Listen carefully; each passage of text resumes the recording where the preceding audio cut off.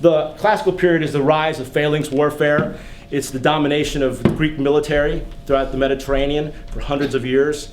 It's the period that gives us most of what we recall on ancient Greece. Everything that is actually the beginnings and foundations of Western civilization really start during this period, where we have philosophy, we have the great architecture of buildings, we have the sciences, we have the beginnings of drama and tragedy, comedy.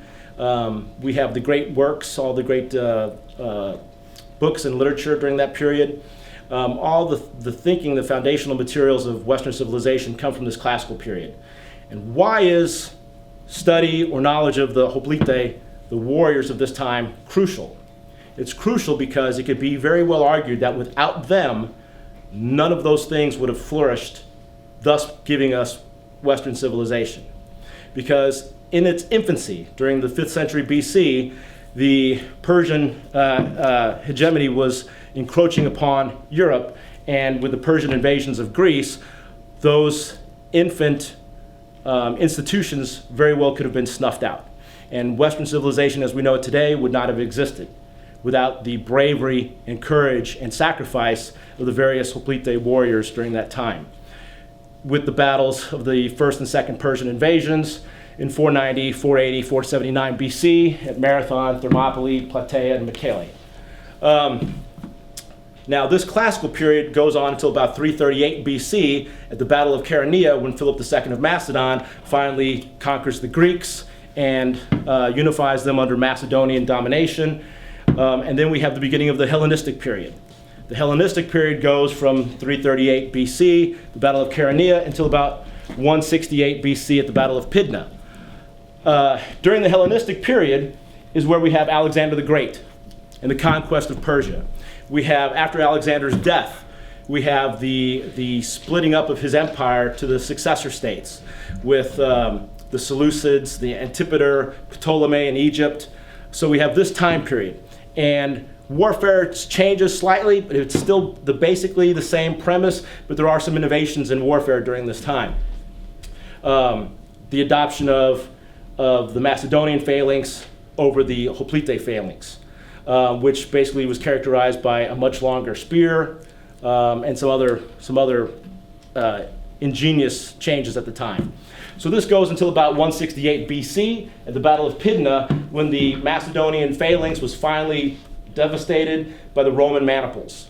This is the domination of Rome from this point onward, because the Roman maniples were so much more maneuverable, especially over rough terrain, which the bulky, heavy, encumbered Macedonian phalanx couldn't maneuver through. So at this point in time, the Romans ended up being the dominant military power, and Greece was on the decline. So what I'm going to concentrate on today is the classical period and the rise of the Hoplite. Now, like I had said before, the entire lecture is really based on your questions. I have a lot of gear up here, a lot of items up here, which are all emblematic and examples of different pieces of military equipment from the classical period. So any questions that you might have about anything, please feel free at any time just to raise your hand, and even though I'm half blind, if I see you, I will call on you, all right? So from here on,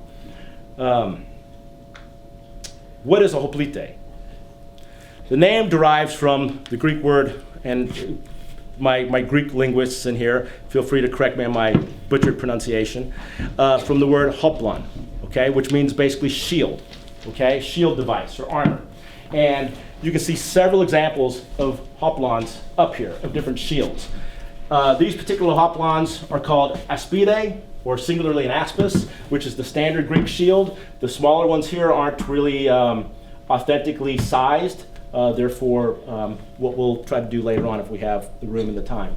So the hoplon is the Greek shield, or any kind of shield. Okay, over here we have examples of a Persian shields and a Scythian pelta.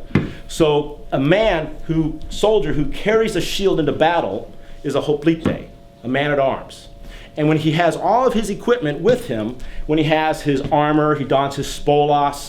This is an example of a spolos. It's a very poor man's spolos, which would be not very effective. So he would be a Uragus, who would be a rear ranker, somebody in the rear of the phalanx because he doesn't have much support, much armor on. But he's also wearing a Scythian cap, so he may very well be a Scythian mercenary or a Scythian archer.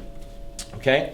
So you have examples like this, or you have examples back there. My Persian could go that way for me. Okay. Conquer over there. Great. Now, this is an example of a much more aristocratic spolos, which is very heavy indeed, and it's got over 400 bronze layered scales on it. It's about 40 pounds, and it would be very, very protective in battle, and it would be worn by what was called a promakoi, a front ranker, somebody who would be in the front of the phalanx. So usually the more heavily armored hoplites would be in the front of the phalanx, the front lines, taking on more damage because they're capable of absorbing the damage with a heavier defensive armor, as opposed to something like this. So when you hoplite has the armor, he has the kinemides, the greaves, covering his legs. He would have the chronos, various chronoia represented up here, helmets, especially with the main, most famous kind, the Corinthian helmet. When you have all of that on, that is called your panoplia. Pan meaning all, obviously. Oplia being all of my gear, all of my kit, all of my equipment. So the hoplite carries the hoplon, and all of his equipment together is the panoplia. Okay? And that's what he would wear into battle in what's called a phalanx formation. A phalanx formation is basically, if you imagine a giant porcupine walking backwards with men and spears. Okay? So it's just a giant block, a giant square or rectangle or line of row after row after row of men, all in armor, all holding shields side by side, spears down, marching towards you like a giant wall of death. Okay? And that's why the Greek phalanx was able to be the dominant military power throughout the Mediterranean for hundreds of years. And only was replaced by the Macedonian phalanx, which was very similar, but just changed and modified a few things, which made it even a little bit more deadly than the Greek phalanx originally was. But the Greek phalanx was able to eventually defeat the massive Persian army sent before it during the Second and First Persian Wars. So with that, does anybody have any questions? Question? Yes, sir. Are there like thigh protection? Doesn't seem like there's any. There is thigh protection. In the earlier part of the classical period, we have pottery, iconography on pottery that shows thigh protection. So you would have basically very similar to the greaves, which would cover your shins, all right? They would have thigh protection, which would cover their thighs and would be bronze, be made of bronze, and the bronze, natural bronze has a certain springiness to it. So you would be able to basically open up the back end, kind of move it around your leg, and it would kind of spring back into shape, thus holding itself in position on your leg. So there are definitely pottery iconography showing greaves, which were used on the upper thighs. There's also shoulder pauldrons that we can see, and upper arm greaves, for lack of a better term. There's actually a correct armor name for it, but it escapes me at the moment. So there's actually armament or armor that would actually cover the upper arm and the shoulder, and that would cover the thighs. But these go out of style. Around the late 6th century, these start to go out of style. We don't really see them anymore. Probably because they were hot, heavy, and reduced mobility. Because think about it, the combat season, the war season was usually in the summer, in Greece, in the Mediterranean. It's hot, and you're wearing bronze, which the sun, I mean, think about putting your hand or your elbow on the metallic door rim of your door in the middle of July or August. It hurts, it burns, doesn't it? So probably the less bronze you would want covering your body, which would burn you, would be better. So that kind of goes out of fashion in a while. They even have some artifacts of foot protection. There's even bronze foot protection that's molded and in the shape of a foot with toenails and everything, and hinges on it so that the toes can actually move. There's, I think, 2 pairs of those in existence, 2 or 3 pairs in existence. So they probably weren't very common, but they even went so far as having bronzed, hinged, molded to look like real foot protection, which would go over their sandals. Back in the back. Did you, so you've had these made for you? Yes, sir. Most of them. Some of them are actually props from the movie Alexander. Okay.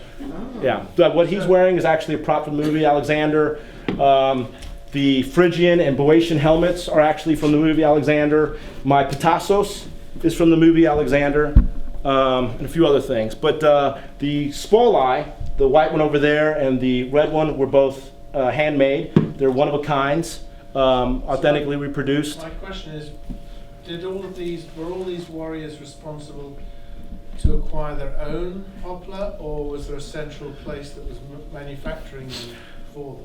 Both. They were all required to purchase and have their own equipment, but there were manufacturers of equipment. For instance, we know that there were spear shops where somebody called a doorzoos would be a spear scraper, where there would probably be a slave. You'd probably have the slave owner, who had the business, and then you would have your slaves actually doing the manual labor, where they would take the ash wood. Well, the spears were normally made of ash, and they would take the sticks, and they would be a spear scraper, and they would basically shape them down into spear shapes. And then you would have an industry where somebody would be making serrators, or the butt spikes of the spears, and somebody making the acme, the spearheads, and casting them and sharpening them, and then you would put those to market. And then the individual Hoplite would have to go and purchase his own equipment to be ready for muster for the purposes of defense of the city. Now, some of these items were expensive, so they would be passed on from generation to generation sometime, especially maybe the Kronos or the Aspis would be passed on from generation to generation. So you were responsible to outfit yourself, but there was also an actual military industry where, especially in the larger cities, or in Sparta, for instance, you would have the periokoi or the helots making things for you, but then you would have to outfit yourself. Now, later on, during the Peloponnesian War, the Spartans started to have more state-issued equipment. So maybe state-issued shields, for instance, where you start to see the Hollywood likes to do it a lot. I have a Lambda here on this shield here. This is a that is not an authentic shield on the end of the Lambda, but you would have the Aspide with the Lambda issued by the state, which would be outfitted to the various military. But prior to that, it was all just individual. Yes. So you mentioned that the one armor with the bronze was 40 pounds. How much, could you estimate how, the total amount of weight that About 70 pounds. Altogether? About 70 pounds of gear. Now, let me compare that with, I was a police officer for 13 years, and I wore about 30 pounds of gear as a police officer. And the 70 pounds, except for the kinemides, which are not made specifically for me, so they don't fit very well, everything else is much more comfortable. Believe it or not, if I would have had the choice, I would have preferred to wear this on duty than the Kevlar and the belt, and I would have preferred to have walked around with my Z-False also. But I mean, think about it. Step out of the car. The reason I stopped you. So anyway. So at about 70 pounds, but it would also depend on whether you were a promakoi, a front ranker. You'd have heavier, bulkier equipment. You'd have a Corinthian helmet, the full face shield. Whereas in the back, you may have a Pylos helmet. A Pylos helmet would be shaped. It was conical in shape, and it would just be like a conical dome on your head, like a bronze dome. So there was no facial protection whatsoever. And the Spartans actually went to Pyloi helmets during the Peloponnesian War just due to visibility and hearing and everything else. Because when your head is completely encapsulated in a Corinthian helmet like that, hearing is limited, vision is limited, your peripheral vision is limited, downward vision is limited. But if you think about it, the whole purpose of phalanx warfare is dead on. All I have to see is who's in front of me, because I'm just killing everybody in front of me. Okay, I'm not going side to side. There's not much maneuverability. We're not worried about flanking. We're not doing any oblique motions really. There's some of that. The Spartans were pretty good at it, but the other poleis, their different phalanxes were not well trained or well versed in any kind of maneuverability, which is why the Spartans were actually better at warfare, because they had better group tactics. They trained as a group from childhood, and so they could maneuver as a group, whereas all the other poleis were like National Guard. They did their 2 years of the ephebate, which is like the training program, where they would learn athletics. They would do like the hoplitodromos, the run. They would learn what's called a Pyrrhic dance, which is sort of like a set of moves, like dance moves, if you will. If you're familiar with martial arts, like forms or kata, where you would learn how to move out of the way of spear thrusts and angle your body and do certain techniques. They would learn that, but then there was no state or full-time military or militia outside of Sparta. So everybody else would just get together. They would do their training for those 2 years from about 18 to 20, then they would get together when time of war became necessary. They might get together for a week or two and drill maybe, but they weren't full-time drilling. So they didn't have the same level of expertise in being able to maneuver. So if you're in the front, going back to your question, if you're in the front, you're going to have thicker armor, heavier armor, more bronze, more things covering you, because you're taking all the spear hits. If you're 8 rows back and you're in the back, you're this guy in the back, okay? You don't need as much armor. You can get away with just a flimsy, this is actually cloth, because it was just a movie prop, so it was just made to look like it. You can get away with flimsy armor, 1 ply, instead of 3 ply leather plus bronze trauma plating, you can get by with 1 sheet of leather, no bronze, because you're probably, unless things just go to hell, you're probably not going to be facing any spears yourself anyway. Okay? Any other questions? David, you had a question? Well, I was going to ask you to say something about what you're wearing now. Okay, well, what I'm wearing now, good question. What I'm wearing now is more of an aristocratic daily outfit of a Greek at that time. I have what's called a chlamys on, which is just sort of it's not a cloak, it's not a cape, it's a chlamys. It's just sort of a cloth that drapes over me. It's fashionable. It's provides some little warmth. So it's just the fashion of the time. Underneath of that, I'm wearing my kitoniskos. Okay, and a kitoniskos is just a tiny keton. Dr. Shanker here is wearing a keton, which is the full length attire. So this would have been a normal attire of the period. And so what I'm wearing is just a mini keton, a kitoniskos. And this is what people would have worn under their armor. It's what you would have worn during working outside, manual labor, things like that, because it's smaller and lighter. On my head, as I mentioned earlier, is a petasos. We're in the Mediterranean. We're in Greece. It's sunny. Keeps the sun off my head and out of my eyes. And then what I'm holding here is called a scutali. Has anybody ever heard of a scutali? You, sir, have. I have indeed. You have indeed? I have indeed. What can you tell me about a scutali? Well, I can tell you about the Spartan scutali. That's what this is? Yes. It even has the symbol of Laconia on it? It's notionally a way you can send secret coded messages. Exactly. So our evidence for this is kind of problematic, and it has to be doubted whether it's actually true, because so you write down your message and then you wrap it up, and then apparently no one can figure out what this thing says if you're captured, say. No one can Right. figure it out. because they couldn't possibly like unroll the thing. This is why I think it's problematic. But in any case, yeah, like the idea is you write down your message, you roll it up, Right. and then it's encoded. It gets out to the general. And Right, and the idea would be, it would be dependent upon having a uniform, which possibly state-sponsored or state-provided, Scutali. So the head of the Scutali was the staff of authority of Spartiates, okay, full-fledged Spartan citizens who had graduated from the Agoge, and it was this symbol of authority that Spartans would carry and hold on to, and everybody around Greece knew that Spartans carried the Scutali. But it was also a cryptography device, which is the common belief, okay? And it's presumed that they would wrap a ribbon around the head of the Scutali and then write their message, okay, their secret message. And then when you would unwrap it, you would have a Scutali of uniform length and breadth and everything else to wrap the message back around to decode the message. So if the message was intercepted, then you would just have a ribbon with nonsensical Greek letters on it, which you couldn't put back in any correct order.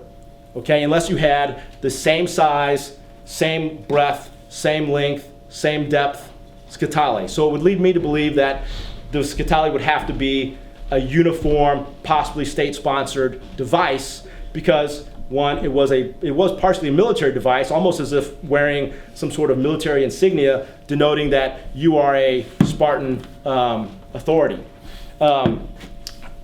One of the Spartan kings, Cleomenes, was actually known for bopping other Spartiates on the head with his Scutali if he disapproved of them. But he was also had become a drunkard at that point in time, and people were believing he was starting to exhibit crazy, kind of insane type of ideals. But that may or may not be what his successors just kind of placed on him. But he was known for smacking people in the head with his Scutali. So that is what I have here. Any other questions? I don't know who was first. You were first? No, I was.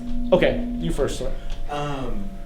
You might be doing it later, but would you be able to go through the iconography on these shields and telling us more about them, where they supposedly came from, and what they represent? Sure, I will try, or make something up. So Greek shield devices, blazons, were typically, they typically would have these devices on Greek shields. And it would denote your city, it could denote the particular god that you favored, and it could denote your family, it could denote all sorts of different things. Here we have the Pythos associated with Apollo, Pythian Apollo. So we have the Pythos here. Here we have a Gorgon, okay? So the Gorgon is coming at you with the red blaring eyes. You know, if you see Medusa, it turned you to stone. So these totems, if you will, were supposed to either inspire you or inflict fear in you or whatever, because these were very religious and superstitious people at the time, even though they were, educated and were really developing all these sciences and philosophies and stuff like that. There was still an element of superstition and religious undertones there. So we have a Gorgon here. We have Lambda, the Greek letter L for Lacedaemon or Laconia. A geometric pattern, a boar. Boars are often associated with strength and they're tough animals, strong animals. The horse, again, associated with strength and masculinity, things like that. Because the Greek culture was a very masculine-dominated culture. In most polis, women didn't have very many rights, except for in Sparta, where they actually had quite a few rights. But it was a very masculine-oriented society where a couple of kind of overarching philosophies were dominant. One, agon, life struggle, competition. Everything was struggle and competition to do the best and be the best. and you had to have a certain amount of what was called Andrea, courage, to do that. So, even in battles, they would, at the end of a battle, they would have a vote on who was the most courageous, Hoplite during this particular battle, and who was the second most courageous, And so they would give awards to who exhibited the most arete, excellence, or Andrea, courage, And then if anybody that showed what was called astrateia, which is fear or cowardice, they were shunned by society. I mean, especially in Laconia, but shunned by society. So I can get into that a little bit more because I know I go different directions. Here we have the three-legged symbol. The name escapes me at the moment. What? Triskalia? Yes. Triskelion. Yeah, Triskelion. Yep. I think that's also the name they used in the Captain America Civil War for the for the towers that they're in, right? The Triskelion. Yeah, that's true, right? Yep. We have a so everything. You can see how Greece enters everything, even the Avengers movies. So we have the falcon or eagle, an octopus, because Greece is a very maritime nation. A lot of maritime influence in there. And then we also these are Persian shields. So the Persians had cheap wicker shields where they would usually just have geometric patterns on them. And this is a Scythian pelta. So this is a small shield that would be used by lightly armed troops, which were called psiloi, and it just has the eyes on it. It's covered in cowhide and has eyes on it. If you notice, there's also emblems. You can't see it from here, but on here there's a lion's head on the chest of this, a very intricate lion's head, where even all the hairs and whiskers are engraved. You've got sphinxes. Greek sphinxes on the trauma plating.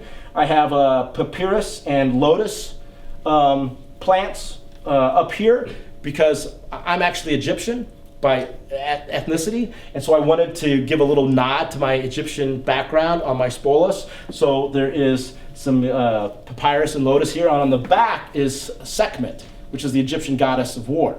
Now, you say, why do you have Egyptian stuff on a Greek spolos? Well, because the Greeks had a lot of influence from the Egyptians. They even say that they took a lot of their ideas from the Egyptians. There was trade, obviously, with the Egyptians. The Egyptians, even some pharaohs, hired Greek mercenaries. One pharaoh, actually, Agesilaus, one of the great Spartan kings, actually went to command a pharaoh's army at one time. So there was a lot of back and forth between Egypt and Sparta. So theoretically, you could have a Greek who definitely has some Egyptian influences, in my opinion. So that's on the sword, on the Xephos. There's even a gorgon on here, on the bottom. See that? Yes. Okay. Any other questions? Yes, sir. I had one question. I was watching accidentally on History Channel. Talking about the change in the shield from the one handle to one where it incorporates the handle and Yes. the arm. So initially shields had one handle. Well, initially shields had no handles. Back during the Mycenaean period, the Trojan War, shields had what was called a telemon, or a shoulder strap. And I will have you be where's my Persian? Thank you, Persian. Would you like to be a regular Persian or an immortal Persian? Immortal. Okay. So, this is just going to go over your head, and there you go. So, this strap here is called a telemon. All right, it's a shoulder strap. So, if our Persian was getting ready to shoot us, they would flip this around. Okay, kind of grab that. Now, punch this arm straight out. Now pull back to your cheek and raise it up a little and let it go. Boom. All right. So if our Persian was so if the Persian, for instance, or any kind of archer, maybe a Scythian archer, they would have a telemon strap so they could fling it out of the way and shoot. And the tower shields back during the Trojan War period were telemon straps also. So you'd have a large shield like a tower, which would basically cover your body. You'd have the strap over your shoulder and your neck. You'd set the shield in the floor on the ground. You kind of stand behind it and jab with your spear, your javelin, throw your javelin. So this whole thing would be protecting you. When you're ready to move, you pick it up, but it's supported by your shoulder. Then they put a handle on it. So you'd have the center handle. So with the center handle, she could hold this out, like that. She could hold that out, and with the center handle, she could then wield her battle axe, okay? There you go. So she could then wield her battle axe, all right? So you would have this center piece handle. You could punch this out, you could punch it out like if I'm coming up to her, she could punch the shield out, okay, to stop me. Later on during the Middle Ages, these bucklers would become small and metal, so you could actually punch with them, as a defensive and an offensive weapon, okay? But the Argive shield is what it's called, is when they actually developed a center. We knew that was going to happen eventually. It's when they actually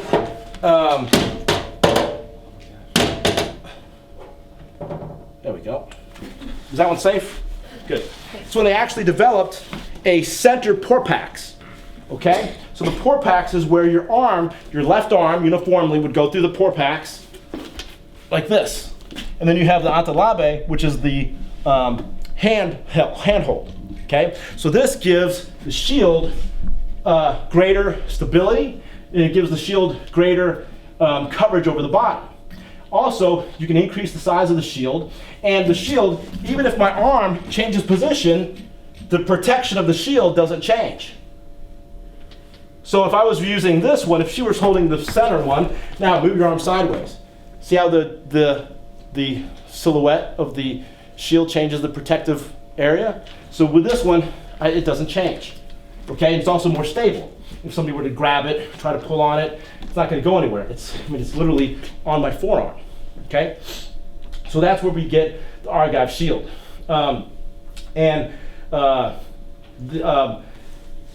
King Phaedon of Argos is the one attributed to actually developing the Phalanx tactics. And so since the Argive shield, this is just what I think, the Argive shield and King Phaedon of Argos developed the Phalanx, it was probably somehow very close in origin, because the shield and the shield is designed for the tactics of the Phalanx. So that part of the shield here, if I can have, would you like to come and take this one? Sure. Okay. You're going to take that one off, put your left hand through it.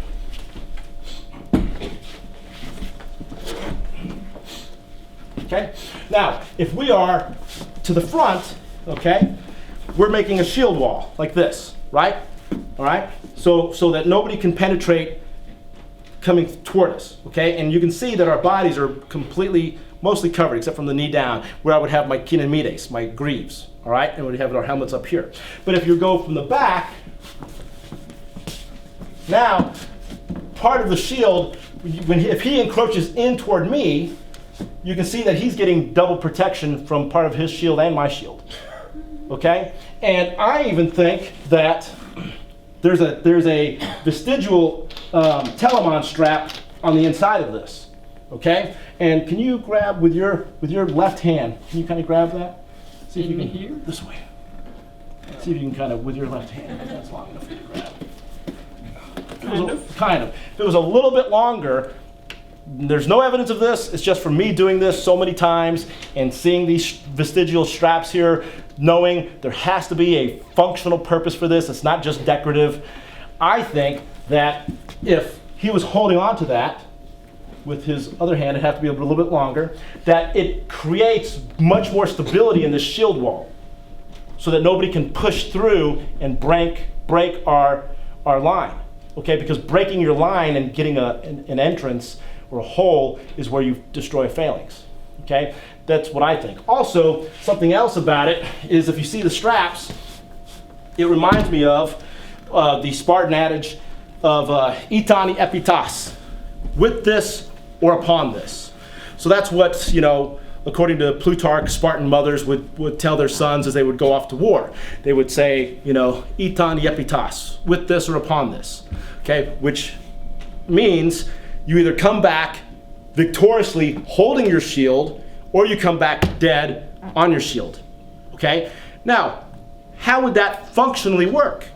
Well, the shield, if you imagine this, I'm not actually going to do it because these are expensive shields, but if he were dead, let's pretend he were dead, and we were going to lay him on the shield.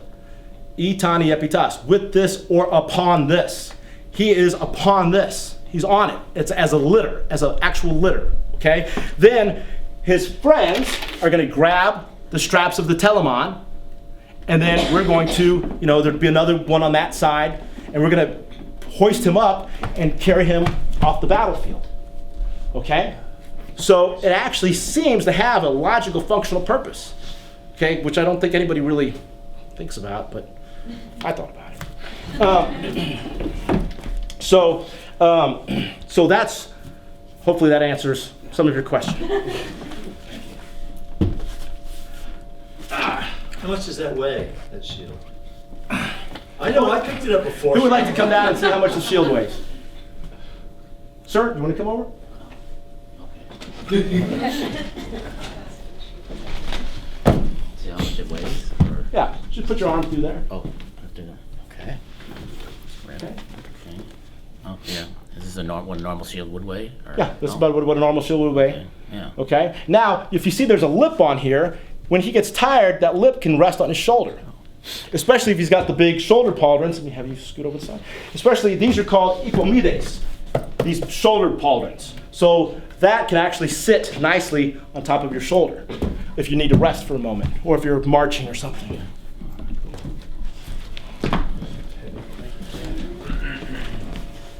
Now, if you notice that there's also a certain convexity and concavity to it, right?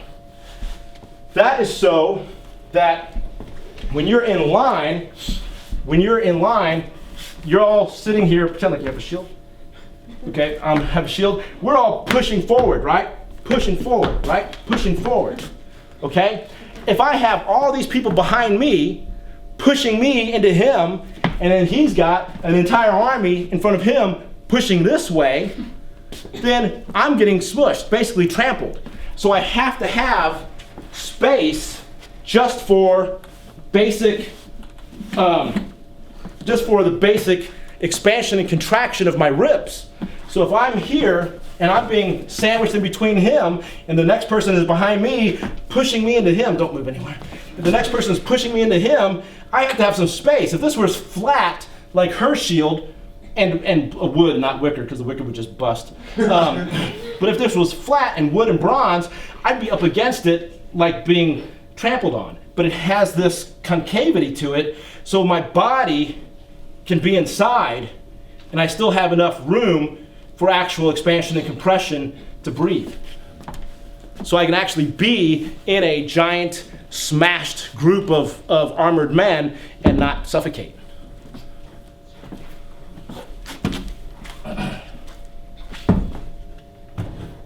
Now, I will put on my Epomides. Now, there's something that was said about these. These were supposed to be taken care of as well as your everyday shoes, and they were supposed to be kept nice and shiny, and they just sit upon you.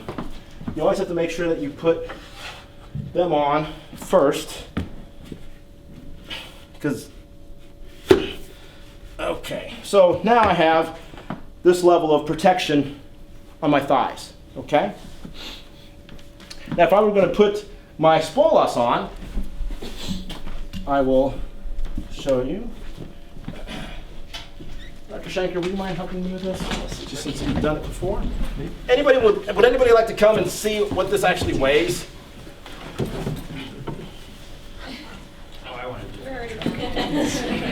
gonna have 2 or 3 people come down.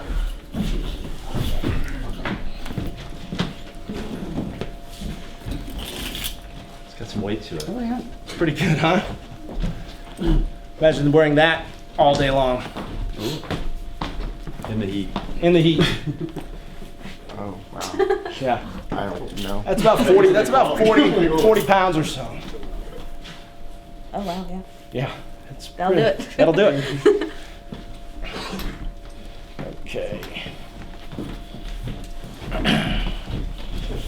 So, now the Spartans and the Athenians and other people would have their slaves help them with this.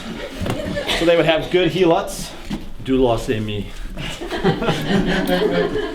It's all Greek to me. Yeah. All right. So I have to tie the Ippomedes down. Now the flaps on the bottom are called terugis, or feathers. I need a little, Reasonable get. yeah.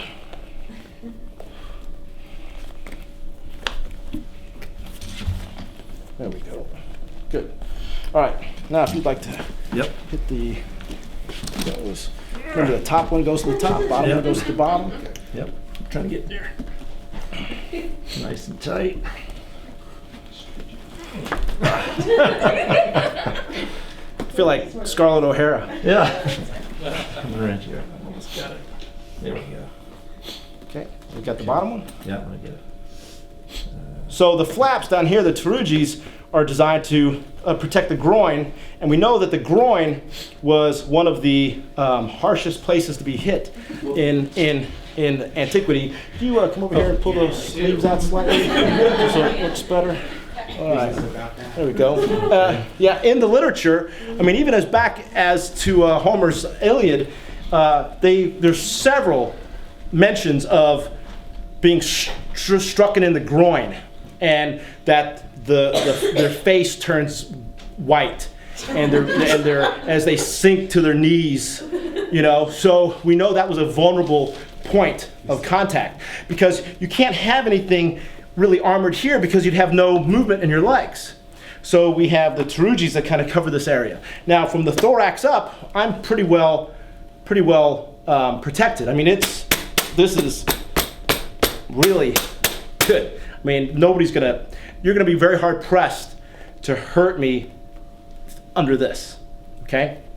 And if you see on the back of it, I even have a nape on the neck that protects the back of my neck from any errant strikes from my buddies behind me, okay? So now I have the spolos and the kinemides on. Then the secondary weapon, not the primary weapon, but the secondary weapon would be the xiphos, okay, the short sword. This is a stabbing sword, all right? Primarily used inside the phalanx for close-in stabbing into the weaker spots of the enemy in front of you. In the neck, in the eyes, through the orbit, through the oculars. They're in the literature, we hear about, you know, the spear point or the sword going into the mouth and severing the tongue and coming out the back of the head, and their eyes rolling in the back of their heads, you know, or going through the eye and the eye popping out. I mean, it gets pretty gruesome. It's like a graphic novel, the descriptions of warfare from antiquity. So this is a xiphos. This is real, and it's really sharp, and it will really cut your arm clean off, or stab right through you.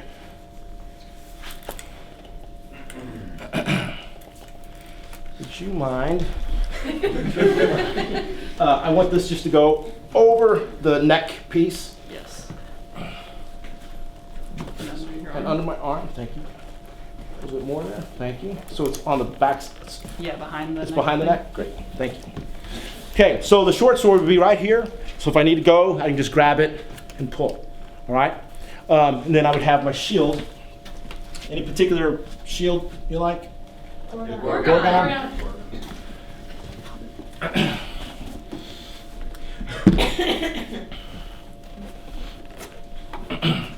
So now I have the Gorgon shield here.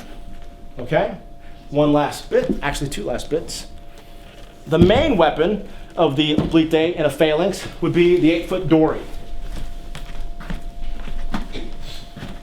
Now, the 8-foot dory is basically the Abrams tank of that time period. So we have an 8-foot shaft, which would have been made by a Dorozos. Okay, we have on the end of it a bronze spike called a serrator, or a lizard sticker.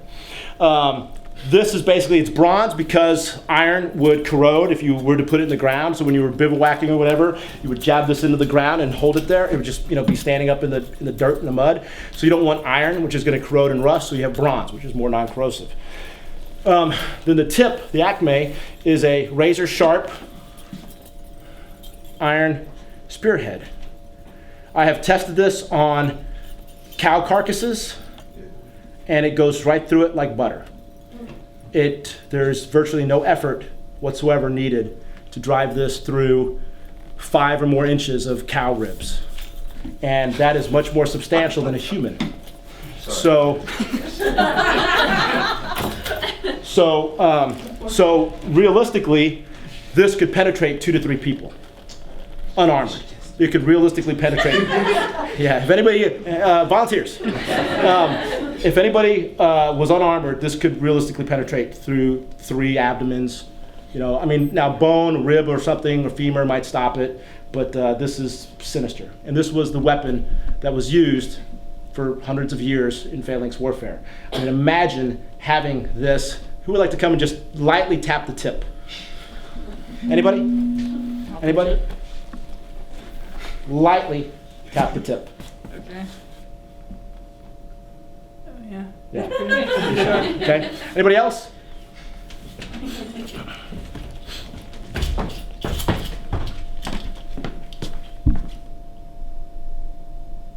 Ooh, yeah. So this was, imagine having hundreds of these stabbing at you. Okay? Now, the serrator at the base has a couple reasons. People might ask, somebody might ask, what's the point of the serrator? Somebody might ask that.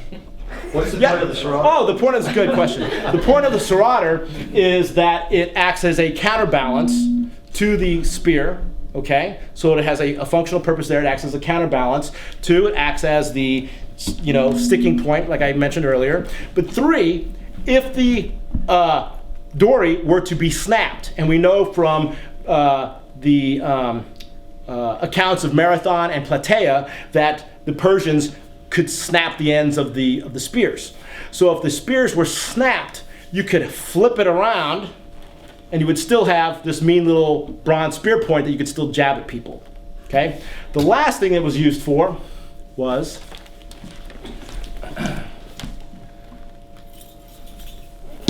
if I could have my Greek on the ground. Right on the ground. I'm going to take, that's fine, I'll use the real one. I'll be careful. So, I mentioned earlier about the promachoi, the front rankers, and the oragos, the rear rankers, and everybody in the middle, right? So as the phalanx is marching forward, we have broken the phalanx in front of us, we are marching forward, we're pushing them back, okay? As we push them back, there's going to be wounded wiggling and squiggling on the ground, right? So wiggle and squiggle. There you go. He's wiggling and squiggling on the ground. Let's say he has this mean, nasty little Copas. Okay, this is a chopper, a Copas. It's another type of sword, really good as like a meat cleaver. Overhead, iconography, the pottery often shows it. Overhead cutting. This will lop your arm off too. It's very dangerous. Don't hit me with it. So he's kind of twirling that around a little bit, like he's gonna. So what could he do? He could hit my very precious groin area, like the literature says, right? He could hit my legs, cut a femoral artery, something like that. I'll take that from you, sir.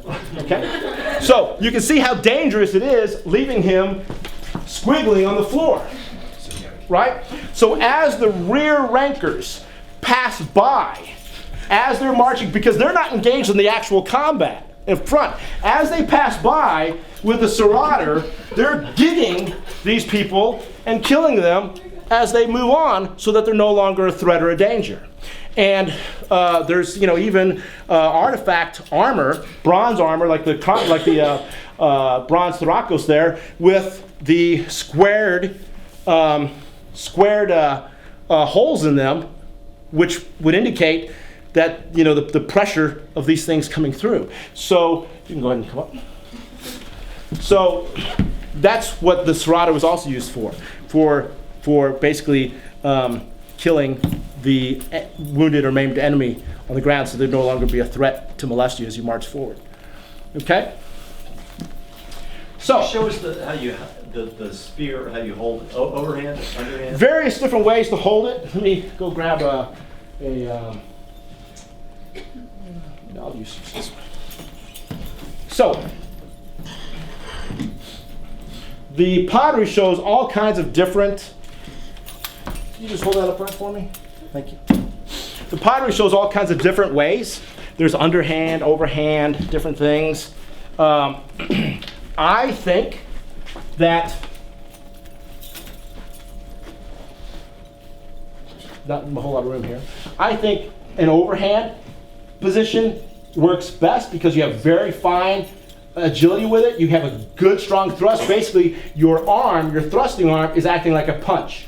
So if you can punch something, you can use the spear. If you have any coordination to land your punch where you want, this just becomes an extension of your punch. Okay? There are also overhand, where the arms are being depicted as being held straight up. Okay? And there is, and I've watched several videos about this, that are talking about how do they adjust from an overhand to an underhand. Do they flip it? Do they flip it? Do they drop it? Do they move it around? So you would have other positions here, which for me just seems awkward as hell to hold it like that. But you have more of a downward stabbing ability in that method. And there's even some speculation that it wasn't a jab so much as it was a gig, if you will. So they were actually tossing it forward slightly and then recatching it. It's like you would do if you were like gigging a frog or something. And I've seen some people demonstrate that action as well, and it works. But I personally would have this overhand. But then you have to ask yourself, what do you do with the other half that's behind you? Because there are people behind you. And so these are some of the things that we don't really know because we don't have any detailed descriptions from that time period of the actual precise details of phalanx warfare. So, what happened to the people behind you? How far up were the dories aloft? Because if he's behind me, if he's right behind me, come up behind me. And then there's 8 guys behind that, and this is going this way. Well then, what about the person's face to the rear? Okay, that's a question we just simply don't know the answer to. All right, we just simply don't know how did they account for that? I don't know. And so, but I would need, about 100 people and all this equipment to figure it out. One day. So, from here, a fully armed hoplite, Hoplite, would eventually don his chronos.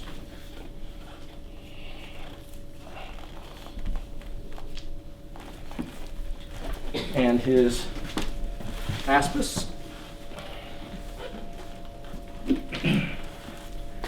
And his dory.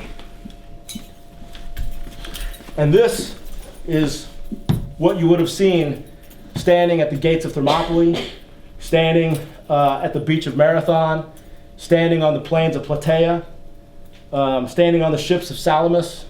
Okay? This would have been your fully armored, equipped Hoplite warrior of the classical period. All right? Especially during the times of the Persian Wars. After this, during the Peloponnesian Wars and later, we start to reduce some of the equipment and some of the body armor goes away completely. The helmets sometimes become lighter and more visible with less face protection. But this was basically the height of classical warfare at the Persian War period. So you would have a fully armed hoplite with 70 pounds of equipment. You want to grab your axe? Or better yet, see the black spear over there against the wall? You can grab that. All right. Now, have to watch behind me. Now, give me a nice menacing stance there. So here we have the Persian opposite the Greek. Okay? You can see she's basically wearing pajamas. And I'm in 70 pounds of leather and bronze. My spear is longer than her spear. She has the wicker shield. I have this large 15-pound wood and bronze shield. Basically, honestly, doesn't stand a chance against this. And that's why the Spartans, and not just the Spartans, but the Spartans, thank you. That's why the Spartans at Thermopylae, the 300 Spartans, which actually is always incorrect when they say that. You know how many Spartans there actually were?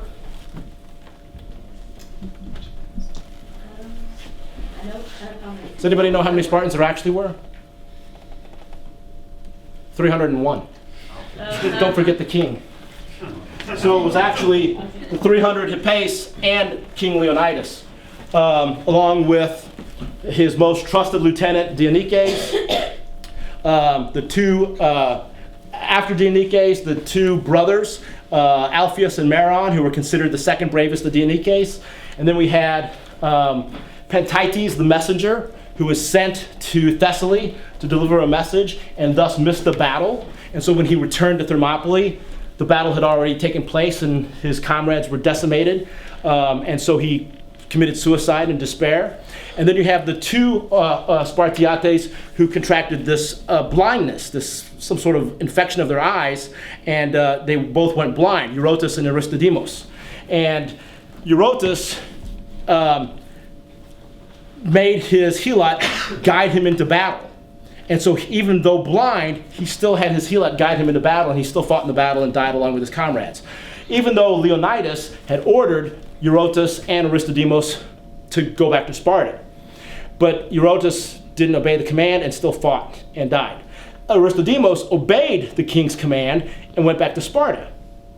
But when he went back to Sparta, he was deemed a coward because all of his comrades had died at Thermopylae. And so for the next year, he was considered a coward and had lost all privileges and everything at Sparta. People could throw things at him, they could spit at him, everything. But at the Battle of Plataea, he was actually able to redeem himself by being in the front line at Plataea. And he actually broke away from the front line, which is against their fighting rules, and like as a berserker almost went into the Persian line by himself, hacking and slashing and killing as many Persians as he could until he died.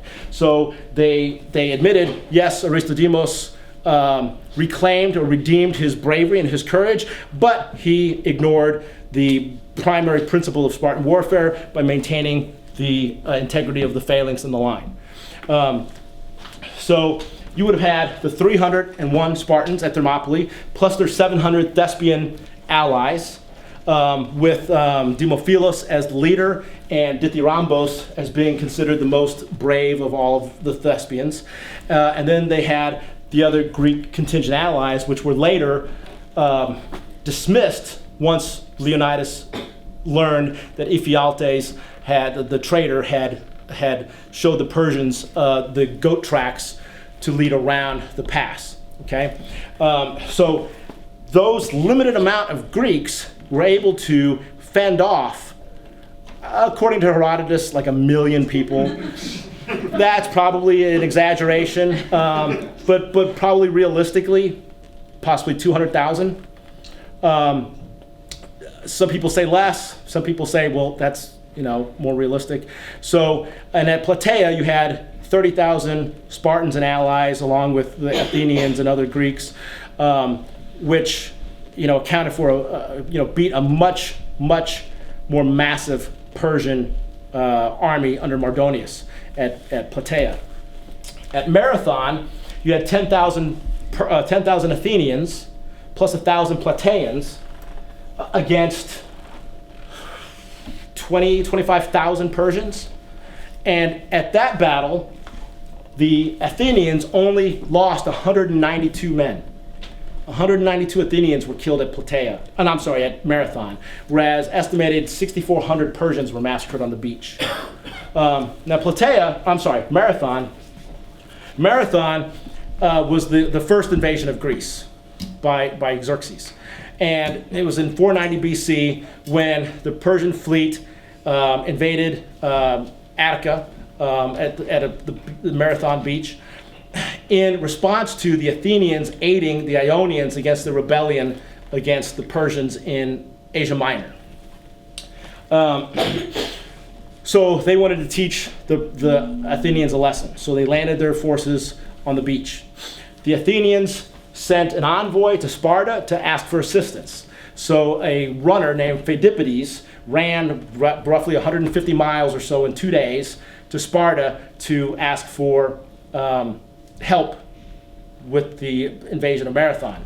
The Spartans said, we're celebrating the Carneia, a religious festival. We can't march out at this time, but as soon as we're finished, we'll be there. Okay? The Spartans were 2 days out when the battle actually happened. They were 2 days march away when the battle actually happened. So the Phidippides ran this 150 miles in roughly 2 days and then ran back to notify the Athenians, hey, the Spartans will be here when they get done celebrating their religious festival.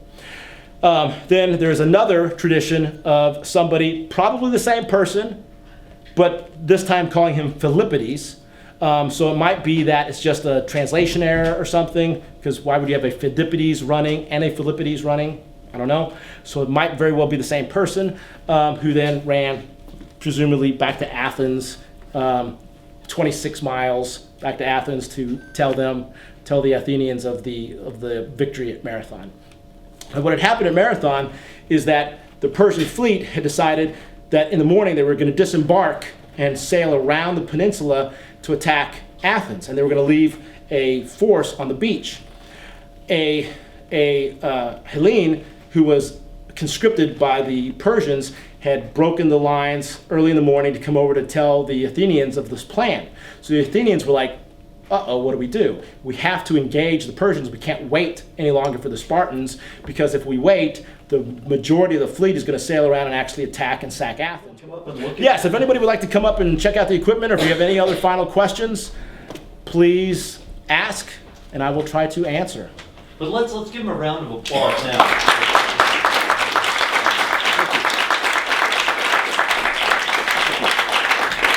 And for the two assistants. Yes. Any questions? Anything else?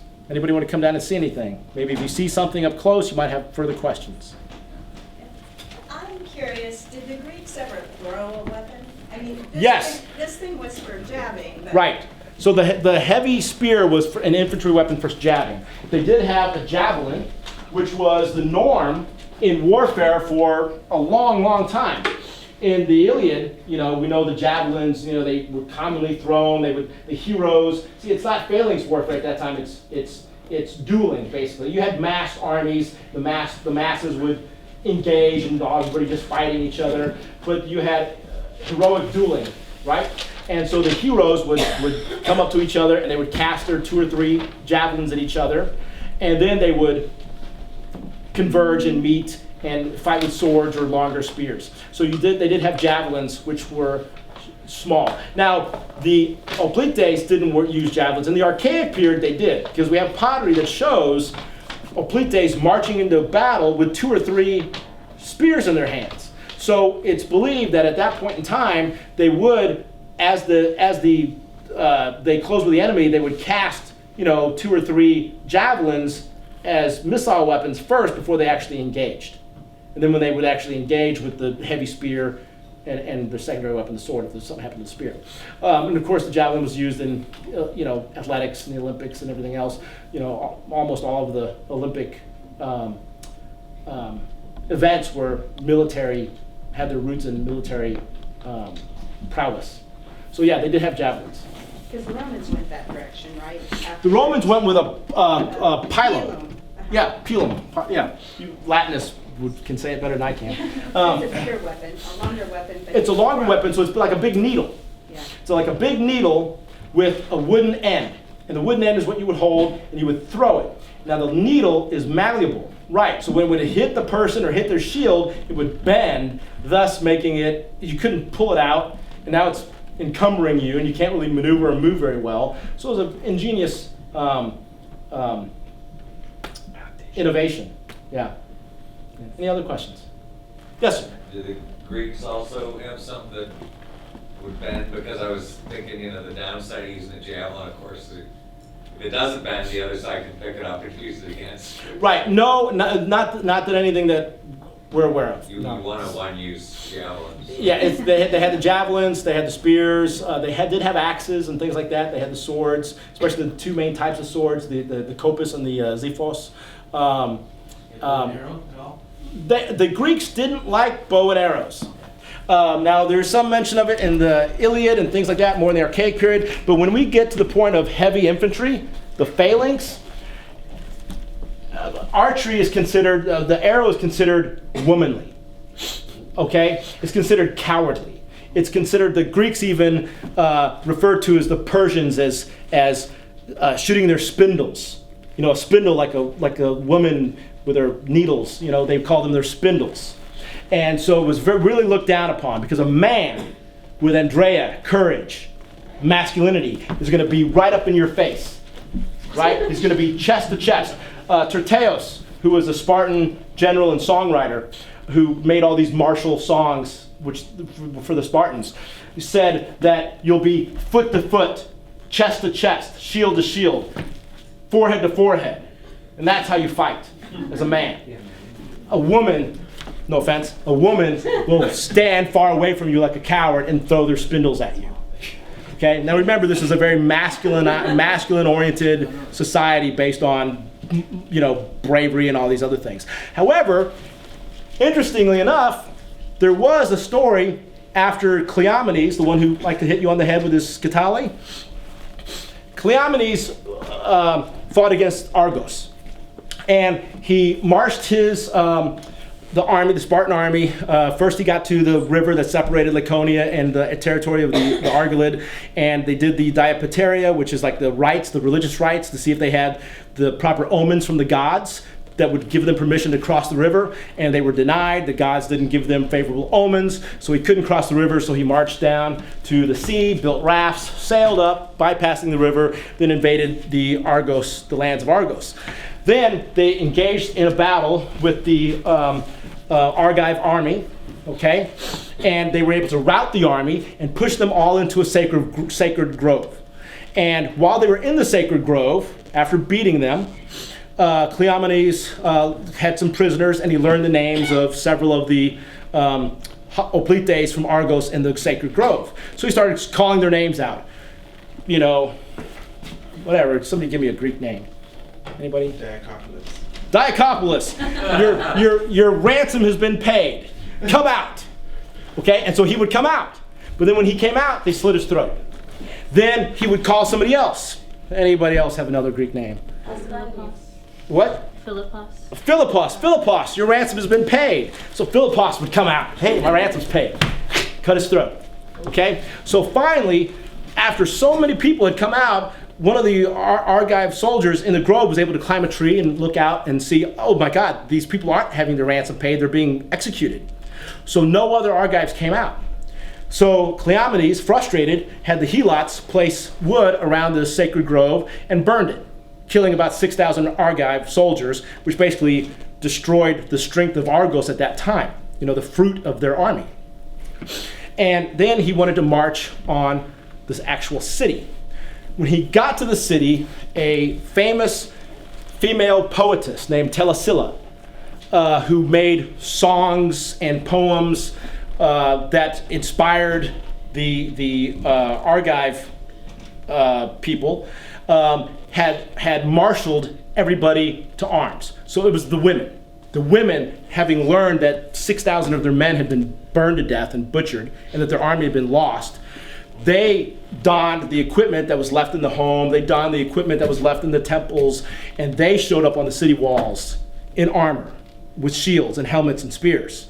And they got the young boys that were too young for battle, got the old man, too old for battle, and armed them. And so they actually stood on the walls and resisted the Spartan army as they came up. So the Spartans, seeing this army of women defending their homeland in armor, thought, we're screwed here, because if we win, it's dishonorable. We won against women, and if we lose, we lost against women. So he just turned the army around and they just marched back to Sparta. Okay? And with that, any final questions? I think we've got some closing remarks from Alex for, Okay. the meeting today. All right.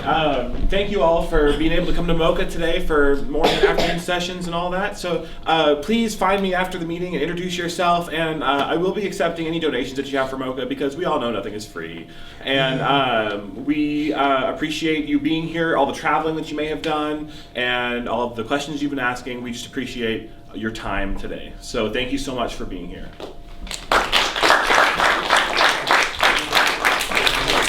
Oh, the brochure is up on the back. I handed out. Two tables. Two tables, two 60 tables. It is. Makes their armor so kind of Just seeing what So everyone likes you're, it as like Truman? I think this is the awesome. I'm David Sheckler. And it's really cool when I get people dressed up in armor too. Yeah. So, I know. Bunch of Truman people here today. Yeah, that's great. And how long was the drive? I live in St. Louis, so I came down yesterday Okay, to be with my good. family, but it's about 3 hours from here. So. Okay, good. You should be free.